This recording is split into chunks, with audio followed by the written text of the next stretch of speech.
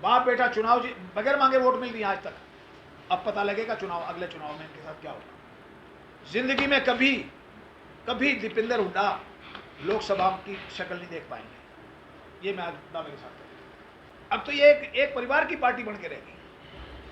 हमारा इस चीज का विरोध है कि एक परिवार कैसे जिताएगा हरियाणा के अंदर कांग्रेस को।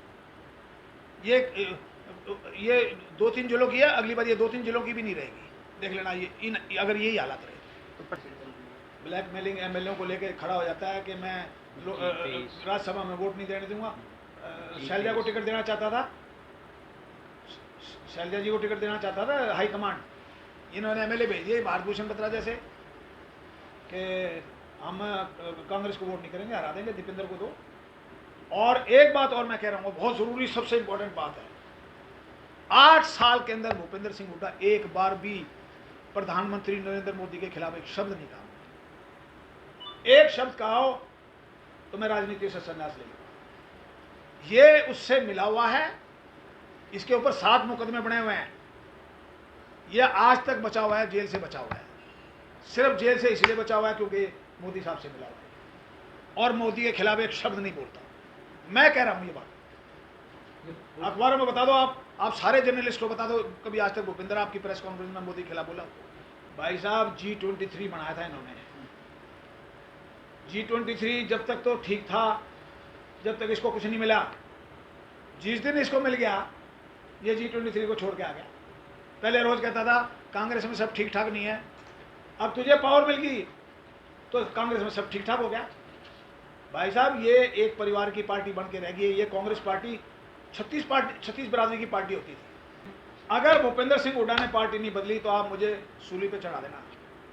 77 से 80 FIR भी दर्ज हुई थी। 77 से 80 कुछ गाड़ियों के उनके आरोप, उनके ऊपर गाड़ियों के आरोप भी है कि PCC के प्रेसिडेंट है चौधरी रणबीर सिंह, और उस समय 77 के चुनाव में गाड़ियां आई थी बहुत सी। आज तक उन गाड़ियों को ये नहीं पता कौन ले गया। और ये पार्टी छोड़ के गए, 77 में पार्टी छोड़ के गए, 80 में वापस आए। मैं इंदिरा गांधी के साथ जिस समय उस समय वो पहली बार गिरफ्तार हुई, मैं जेल में गया। मैं संजय गांधी के साथ जेल में गया। मैंने इसके अलावा कांग्रेस के आंदोलन किए, उन्होंने जेल में गया हूं।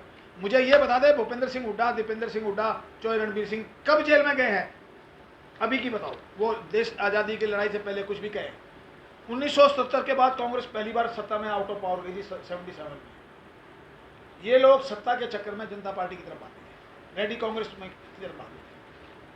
तो मैं यही कहने के लिए आया हूं कि आज जो वो बेचारा उदय भान शरीफ आदमी है, ये दीपेंद्र उससे किसी भी चीज पे दस्तक करा लेता, उसको पता भी नहीं होता बहुत सी बात। आज बेचारे इसको इन्होंने डमी बना दिया है।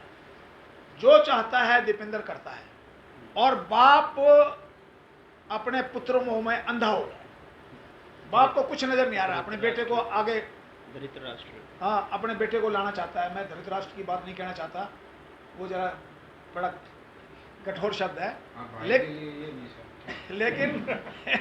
लेकिन मैं यही कह रहा हूं कि जो हालात कांग्रेस के हरियाणा में हैं, इन हालात में कांग्रेस कभी सत्ता में नहीं आ सकती। आप देख लेना आदमपुर में क्या हाल होगा कांग्रेस का।